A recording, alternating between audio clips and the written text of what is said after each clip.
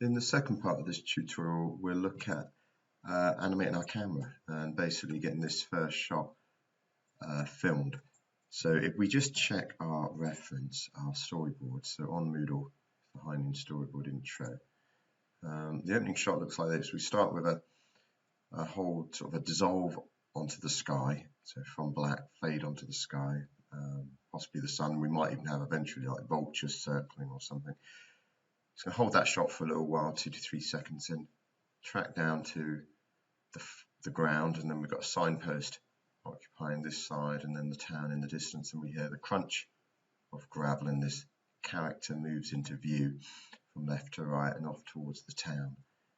So it's quite a long shot. It's very much the establishing shot. So we want to hold it for a little while at the beginning and hold it a bit at the end. So we've got a little bit of area to play about with when we edit. We don't want it just to stop abruptly, because we might, when we edit, we might want it to just last a bit longer. So let's have a look. Let's go back to Maya. We've got the camera now. I'm looking through that camera.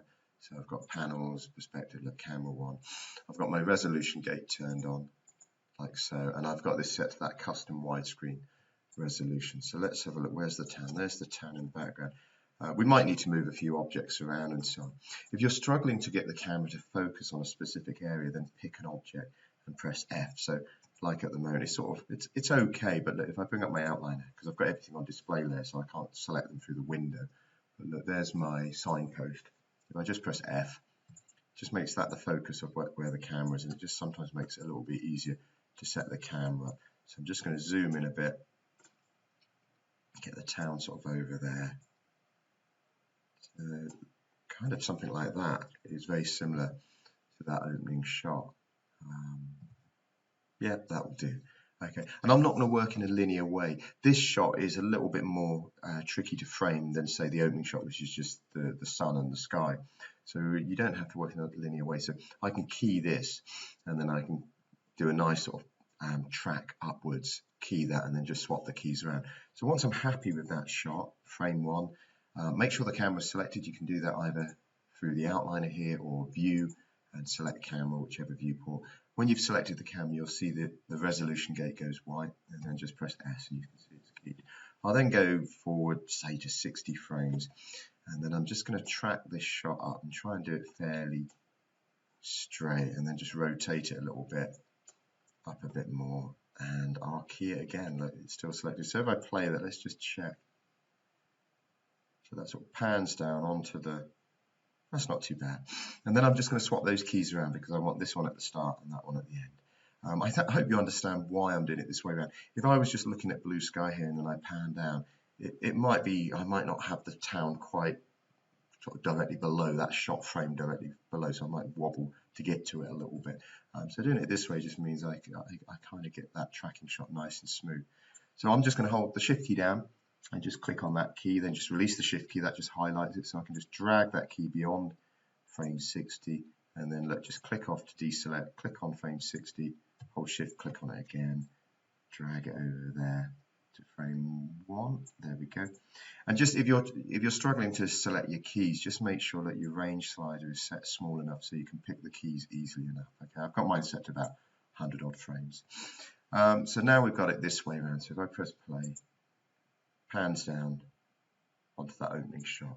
But we want to hold this frame for a bit, okay? I said in the storyboard about 2 to 3 seconds. So let's just do it for a couple of seconds. So I'm going to right click on this. A couple of ways I can do this. I can right click, I can copy, okay? And then I can go to where I want the key to be, and I can right click it, I can paste it. The other way is a good way, is to just middle drag. If you middle drag, it doesn't update the animation. So if I just press the mouse wheel and just drag over here, and then press S, it just means it's kind of held that object's position. So now we've got 2 seconds of the camera doing nothing, and then suddenly it's going to whiz into position, because look, there's not much of a gap between that frame and the frame where it's on the town. Okay, now we want to think about how long this needs to be. So let's extend our range slider, and we'll just try this out. So I'm just dragging a selection box around that. You can click on it or drag. Just be careful, when you drag a selection box, you get a few more options. You get these outer arrows, which will scale keys. The inner arrows move them. Obviously with one key, there's no scaling that can be done, but just be aware of that. So I'm going to move this to about frame 120. Okay, and then let's just play it back and evaluate it. So opening shot, hold it, pan down to the sign, crunch. I'm going to make it last a little bit longer. So shift click, release shift. Let's take it to 150. Just want it to be a bit slower. Press play.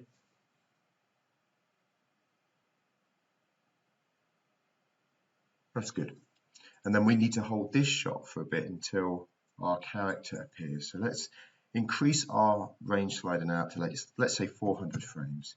And again, we can focus on specific areas by dragging these around. So if it's hard to sort of see the keys, we can muck about. So again, when you're playing this kind of stuff, you have to just figure things out in your head. So look, I press play, the pan down, hold that shot, crunch of gravel, moves into frame net there. So hopefully you heard the tap of my mouse button there where I stopped the playback. I do that sometimes just to get the timing right. So I know round about here, about 210 is where I want my character to appear in the scene.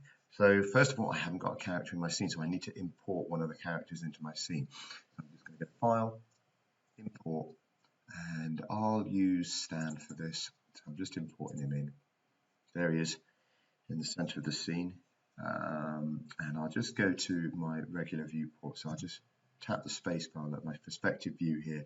If you ever click on this icon, this is great. It brings back all your 4 views, but it's your default 4 views. So suddenly you lose your camera here. So you have to go panels, perspective, and camera 1 again. Okay, just be aware of that. Once you're in sort of space barring between the 2 modes, you should be okay. It will keep that configuration. But yeah, if you click on this, it will go back to that top view. So let's just move Stan out of the way here. Now to move Stan, we are just going to be using this little arrow at the bottom, this kind of wireframe arrow. And you are just selecting that. You're not doing this. If you select that, it's selecting all the rig, and when we move him, he goes weird. Okay, everything is being translated. We are just clicking on that and we're moving him out of the way like that. Okay. So let's just make sure he's kind of out of shot. And I'm just going to move this view around. So we want him to sort of come into view. So he just needs to be a bit closer. Just practice so you can move into shot. That might be okay. Another little detail is if we wanted him to turn, so say we wanted him walking at like this angle, you can see my manipulator tool is following the local axis of this arrow. Yours might not by default, okay? If you double click on your move tool, you've got options of axis orientation, okay? Mine's set to object, but you can have it set to world. And you'll see then if you rotate him, suddenly the manipulator tool is still facing towards the world orientation. So it can be a bit tricky when you're moving characters along diagonals and not 90-degree angles.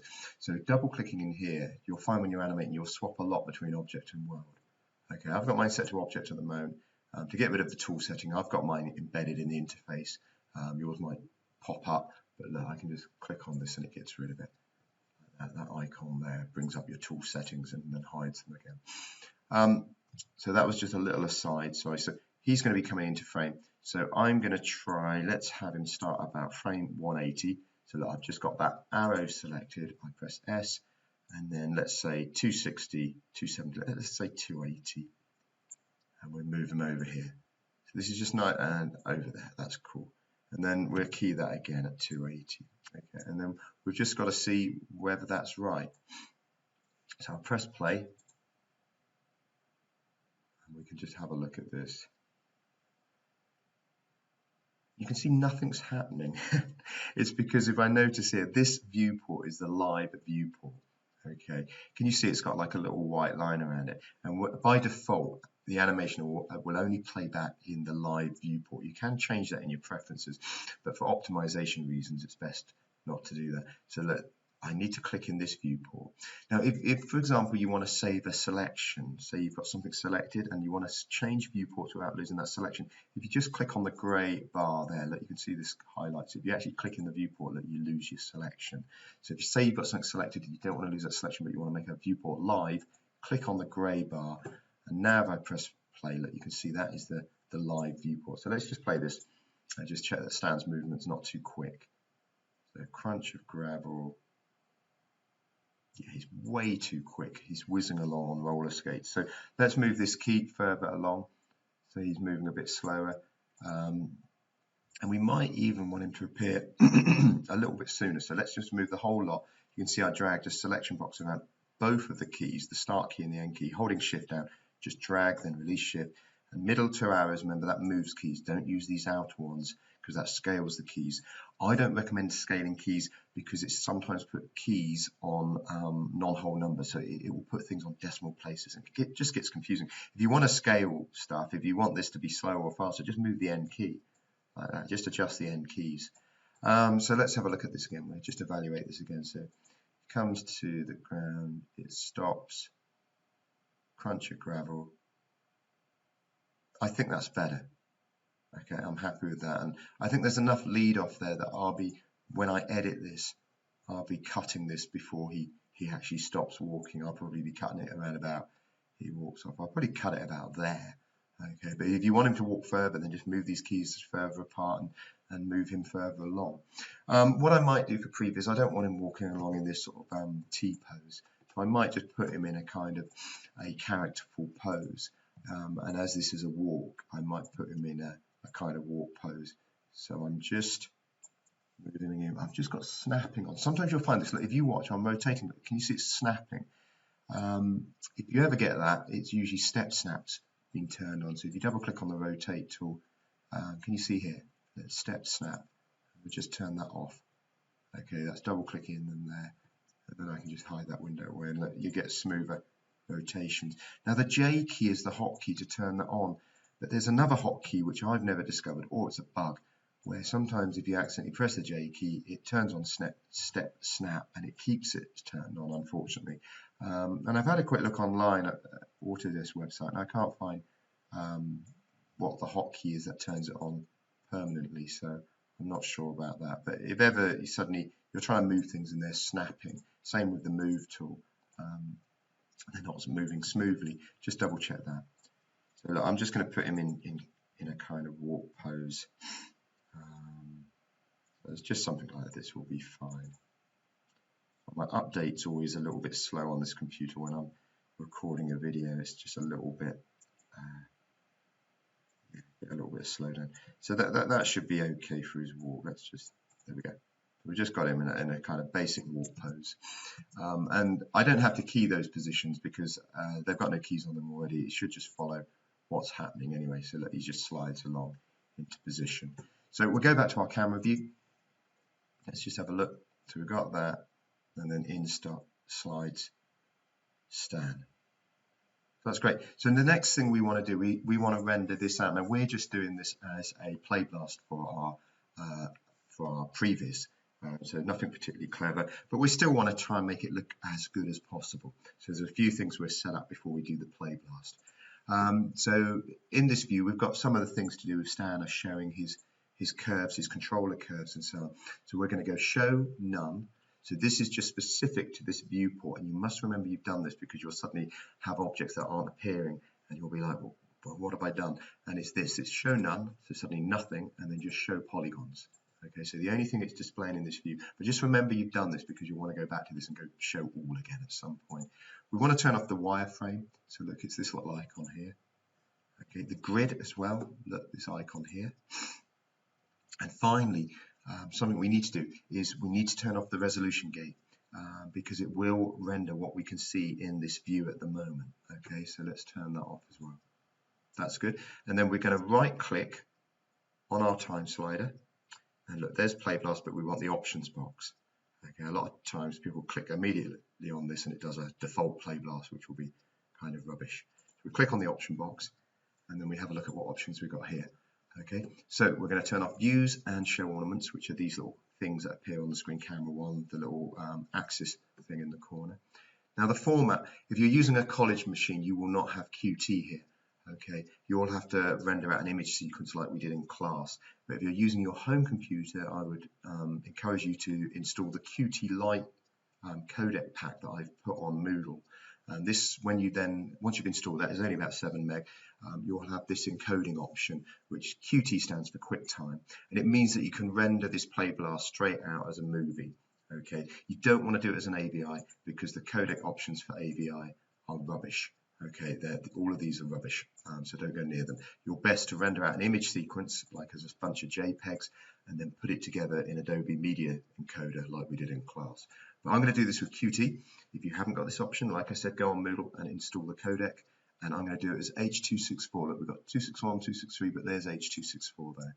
And this is a good kind of quality video compression. It means that the video will be good quality, but the file size won't be absolutely massive. So we want the quality up high, and we want the display size to be from our render settings, okay, not from this window, because we could have this window pulled to any kind of shape. We want to maintain, well, I've set my options to 1280 by 536, which is a custom resolution, but it looks like Panavision. So we want the render settings to be our option, so then when we start to edit things together, we've got all our videos are the same size. So we want the scale set to 1. Frame padding is the number of digits it will put into a file name. So if you were rendering out an image sequence, this is quite important. Okay, I always put this up to the same number as the final number of frames. So I was rendering 8,000 frames. There's obviously 4 digits in the number 8,000. So putting the frame padding at 4 means that, you know, the lower numbers like 1 will have 3 zeros in front of it. It helps with the ordering of frames in certain packages. And then we want to make sure that save to file is turned on. Okay, and then we can give it a name. I'll call it Previs shot 001.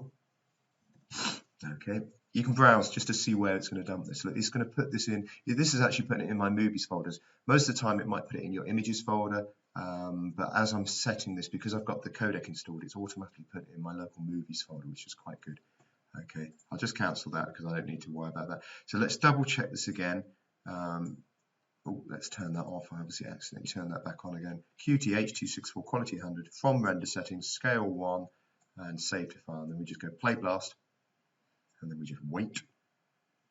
And this is what it's rendering. This area here is what it's rendering. So this is 1280 by 536. Okay, we see there's nothing on the screen that is causing us any issues. There's no sort of weird displays or stuff like that from our Maya screen.